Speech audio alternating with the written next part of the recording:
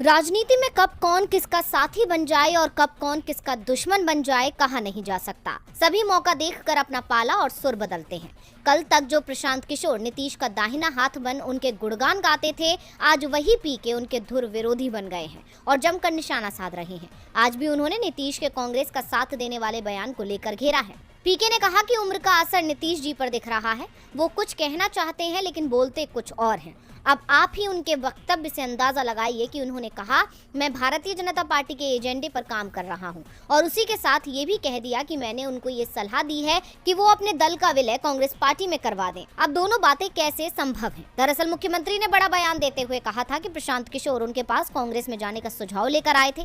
करीब 4 साल पहले हमसे कहा था कि अपनी पार्टी का कांग्रेस में मर्ज कर लीजिए। अब नीतीश कुमार के इसी खुलासे पर प्रशांत किशोर ने रिएक्ट किया है। उन्होंने कहा कि अगर मैं बीजेपी के एजेंडे पर काम कर रहा होता तो कांग्रेस को मजबूत करने की बात क्यों करता। वो भ्रमित और राजनीतिक रूप से अलग अलग होते जा रहे हैं। वो उन लोगों से घिरे हुए हैं जिन पर वो भरोसा नहीं कर सकते। अब पीके और सीएम नीतीश एक दूसरे पर जमकर बरस रहे हैं, जिससे साफ नजर आता है कि सियासी जंग तेज हो गई है। लेकिन इससे पहले साल 2018 में यही दोनों दिग्गज गलबहियां करते नजर आते थे। आईपैक के संस्थापक प्रशांत किशोर को नीतीश कुमार ने 2018 में जेडीयू में शामिल किया था।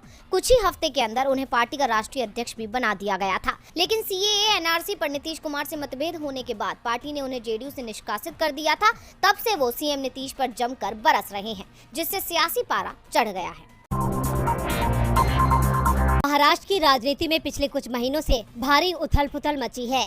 शिवसेना के 2 फाड़ हो गए। एक गुट राज्य के पूर्व सीएम उद्धव ठाकरे का बन गया, दूसरा गुट महाराष्ट्र के सीएम एकनाथ शिंदे का है। महाराष्ट्र में शिवसेना को लेकर उद्धव ठाकरे और एकनाथ शिंदे गुट आमने सामने है। दोनों की लड़ाई के बीच शनिवार को चुनाव आयोग ने शिवसेना के चुनाव चिन्ह यानी तीर कमान पर फिलहाल रोक लगा दी। मतलब आने वाले उपचुनाव में दोनों में से कोई भी गुट इस चुनाव चिन्ह का इस्तेमाल नहीं करेगा।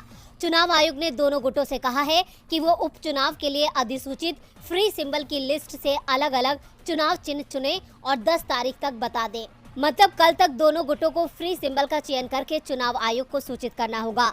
नाम के लिए शिवसेना बाला साहेब ठाकरे पहली पसंद है, जबकि शिवसेना उद्धव बाला साहेब ठाकरे दूसरी पसंद है। चुनाव चिन्ह के लिए पहली पसंद त्रिशूल और उगते सूरज को दूसरी पसंद रखा है। लेकिन अब तक शिंदे गुट की तरफ से कोई नाम आगे नहीं बढ़ाया गया है।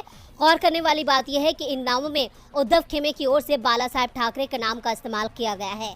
शिवसेना को साल 1989 में स्थायी चुनाव चिन्ह धनुष और बाण मिला था।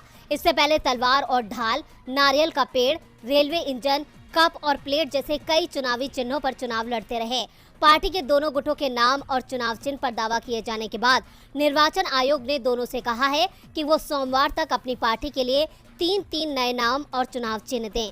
अंधेरी ईस्ट विधानसभा सीट पर उपचुनाव नजदीक आने की स्थिति में शिंदे गुट के अनुरोध किए जाने पर आयोग ने अंतरिम आदेश जारी किया है।